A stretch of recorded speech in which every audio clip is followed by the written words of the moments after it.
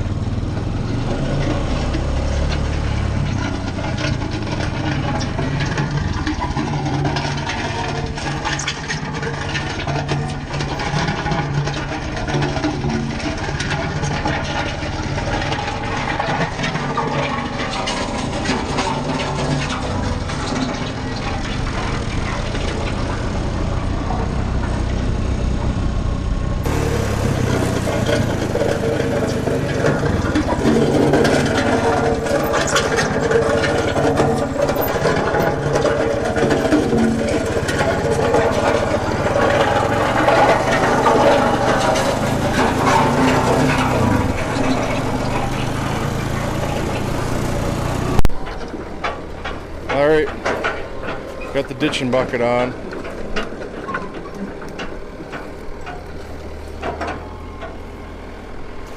don't know what he's gonna do with this fence. I just had to open the wire fence so you could get through it. Section up from him was open, but he couldn't drive through there, so we'll get down here and open this gate before he makes me take the poles off some other place to get through, I guess. Looks like my uncle's back with a load of hay. Might be a fight here. He's the one that's supposed to operate the excavator all the time. You're gonna drive through there, don't want me to take these poles down. I said, you're gonna drive through there, don't want me to take these poles off.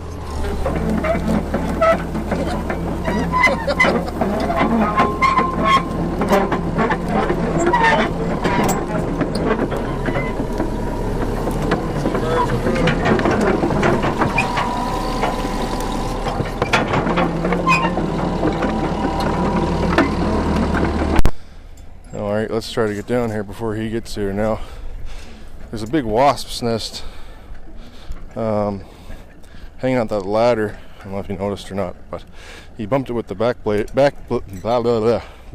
and they all come out. So I have to try not to get stung, because that's never fun.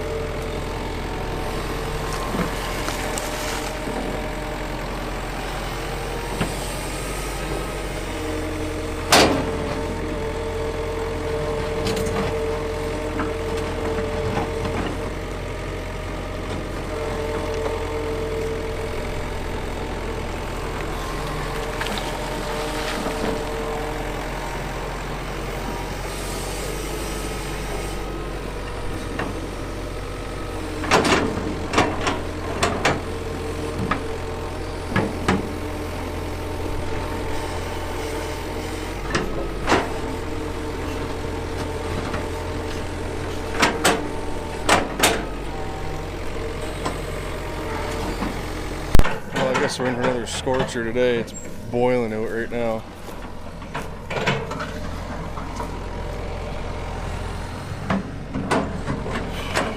Well, I think Super Dave's getting a little bit carried away.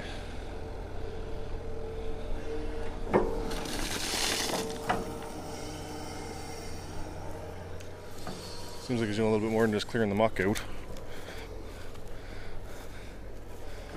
Have to get the back blade in there and fix that up next.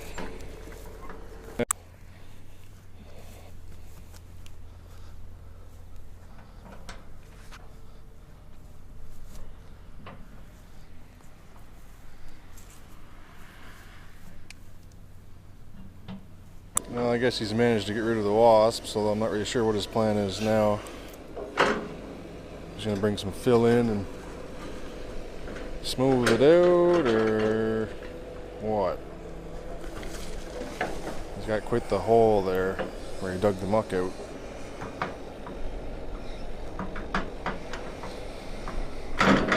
Stay tuned to find out.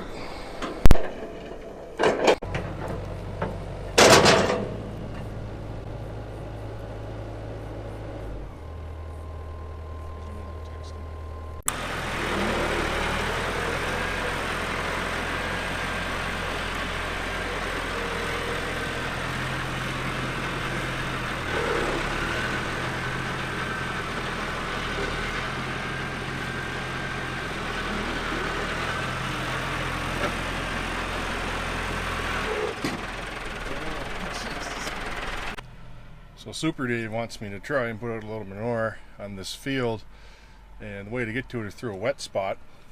And this particular wet spot, my uncle got stuck in the other day. It wasn't yesterday, the day before maybe, with the 885 and the hay trailer on it. So Super Dave is convinced that this should have no trouble going through it. Got the big wide tires on it, I guess, and the four-wheel drive, so we'll see how that goes.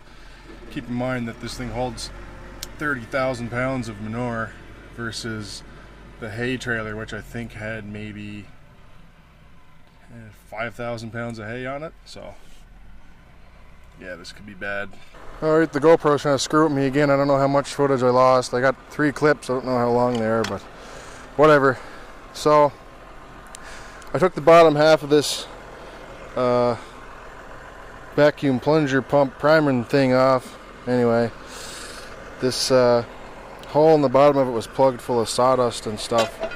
There's a little rubber thing in here that acts as like a check valve, so I had to take that out and clean it all out. So I'm just going to put it back together now. We should be able to prime the pump.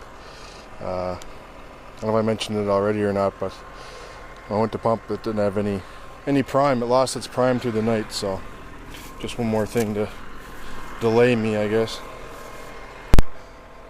Alright, got it primed, or I can get it primed. Alright, got it back together. Now it's time to prime it, which is real fun. It's just kind of like we flip that and we do this over and over again.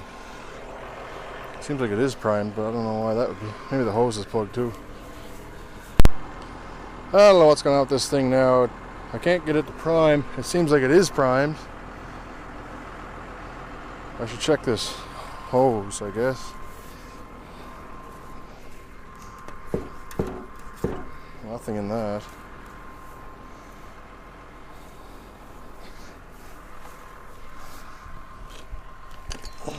Some there though.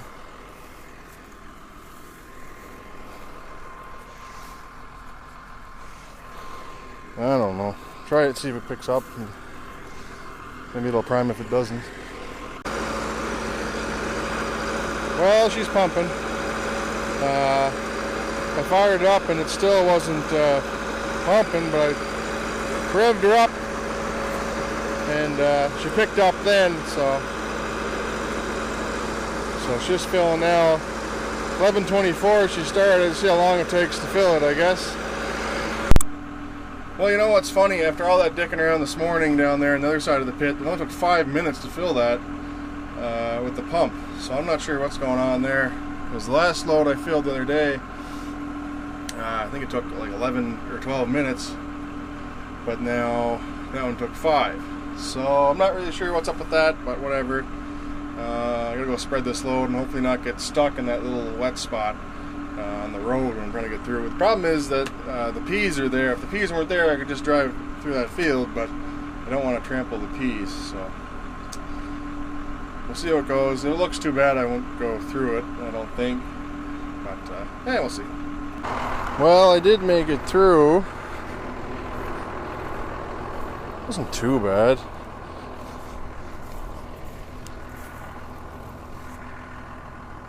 Mind you, I had to claw my way all the way through it. I don't think I'll be going through it again.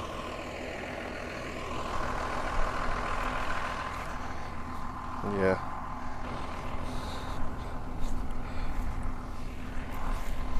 Not real ideal.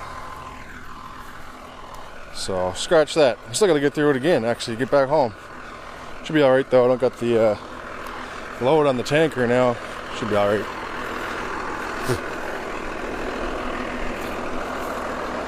It's right next to the peas.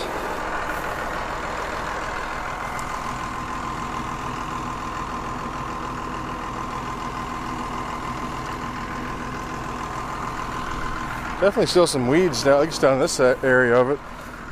You see down through.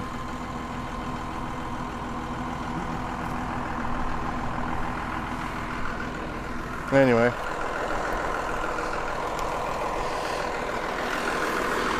Lunchtime. Well, good evening, guys. Figured I'd answer a few viewer questions here. Got some advanced technology. Got the drone camera on a stick. I'm mounted on a tripod now, actually. And I got my tablet here. So that should allow me to easily answer questions. Hey guys, look what I found. Nice little kitten. Say hi. Oh! Luna just tried to jump on my leg. I have shorts on. Ow. Thank you very much, Luna. Just what I needed. Alright, first comment comes from Joe Stender. Have you guys ever thought about 3-point over the wall manure pump? Then you could stir and load with one unit. This kind of brings me back to previous, I don't know if it was a comment that I answered or just a general thing that I said, but keep in mind that our pump we bought used, our stir stick we bought used, the spreader we bought used too, for that matter. It's all used equipment that we bought pretty cheap. So we're going to use it as is for now. I mean, if the time ever comes when something breaks and we have to buy a new item, maybe we'll look for something then. But for now, I mean, the price was right on what we got and it works. So I don't think we're going to change anything. A 3-point hitch over the wall pump would be good. There's several other different kinds, I think, with similar ideas, but yeah, what we have now seems to work all right, and we don't have much into it. All right, next comment comes from Chris Harding. Fire the GoPro into the slurry pit. Stick to the drone camera on a stick. Don't let it get to you, as you've been doing great work recently. Thanks. Well, thanks, Chris. I appreciate that. I've been putting a lot of effort into the channel in the last couple of months, trying to get videos pumped out pretty well every day. So I'm glad that hopefully most of you are enjoying it, because it's a lot of work. So thank you. And yeah, I've given up on the GoPro. That thing's a piece of junk. I tried it again today. I got a couple clips out of it, but no, it's done. I do have that 3 Plus though that still works. I just got to get a couple batteries for it. I think the ones I got are no good.